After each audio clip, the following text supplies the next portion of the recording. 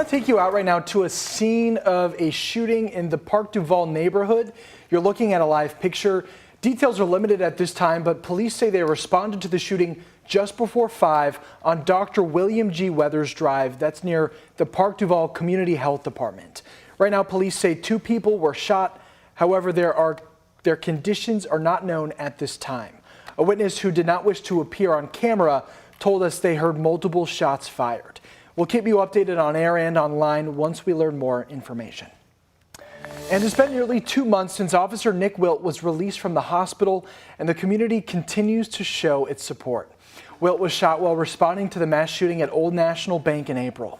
Today at a concert hosted at Iroquois Amphitheater, it was an extra special day as they helped raise funds for the injured officer. People there telling us they were happy to help their hero. Well, why don't we do a benefit concert for Officer Wilt? Because he was injured helping us, so let's help him. And that's how it all came together. Officer Wilt is a hero in our eyes, and we're just happy to do our little part. As you may know, Officer Wilt has made a remarkable recovery. However, 5 Louisvillians tragically lost their lives that day. We will never forget. Joshua Barrick, Jim Tutt, Senior Vice President Tommy Elliott, Juliana Farmer, and Dina Eckert.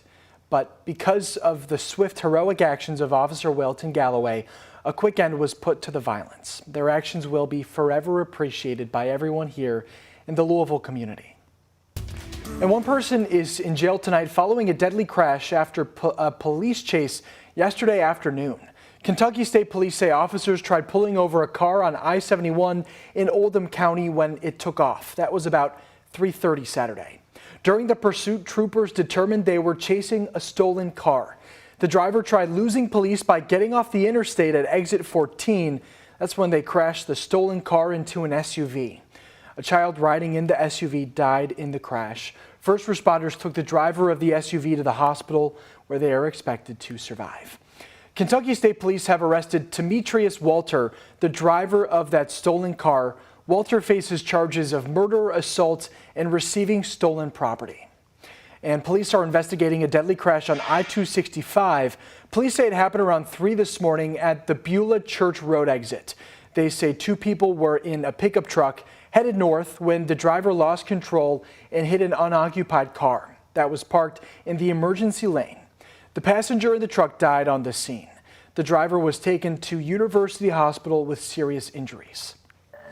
And Zoneton Fire is honoring its fallen chief and battalion chief today, unveiling a memorial dedicated to their service. Chief Rob Orkes and Battalion Chief Gary Key both lost their lives battling COVID. WHAS11 chief photojournalist Philip Murrell was there to document the honor. Thank you all for coming here on this very special day. This is a place for anybody and everybody to come and memorialize and take peace away, and you know, if they wanted to lay flowers on birthdays, they've got a close place to do that here. At this time, we will ring the bell.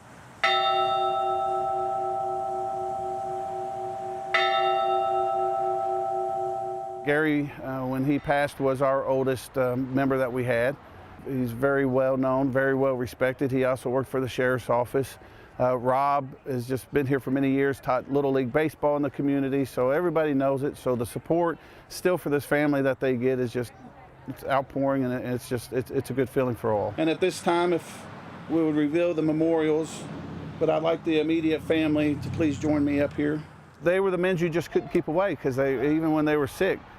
So just still making some runs, they just developed the COVID side of it. I think Rob was coming back from a cancer treatment, and there was a guy on Outer Loop that was having a seizure. Rob stopped and helped the guy, you know. So they just being active and being in the meetings throughout the community and stuff, they developed the COVID. Almighty and merciful Father, we thank you for this day, a day at which to come together to celebrate and remember our brothers Rob and Gary. They were friends, they were mentors to people. They were heroes to family, you know, grandkids. They were just top-notch men. They will be missed for a very long time. What a beautiful ceremony. The new memorial is located at Zoneton's Station 1 on North Preston Highway. And at this hour, still no deal between the big 3 automakers and union workers who are now on strike. 13,000 members of the United Auto Workers have marked their third day on the picket lines. The union said there were, quote, reasonably productive conversations with Ford yesterday. Union leaders are demanding a return to pension plans, better retiree health care, cost of living adjustments, and a 40% pay raise. From the workers' point of view, it's a matter of catching up and of protecting their jobs in the future. For the car companies, it's a matter of remaining competitive with non-UAW companies. There are 2 Ford plants in Louisville. Currently, they are not a part of the union's targeted strike. The targeted strike triggering temporary layoffs for 2,000 GM employees, with Ford laying off 600 workers. UAW President Shawn Fain saying in a statement, quote, they do not have to lay off a single employee. In fact, they could double every auto worker's pay, not raise car prices, and still rake in billions of dollars, end quote.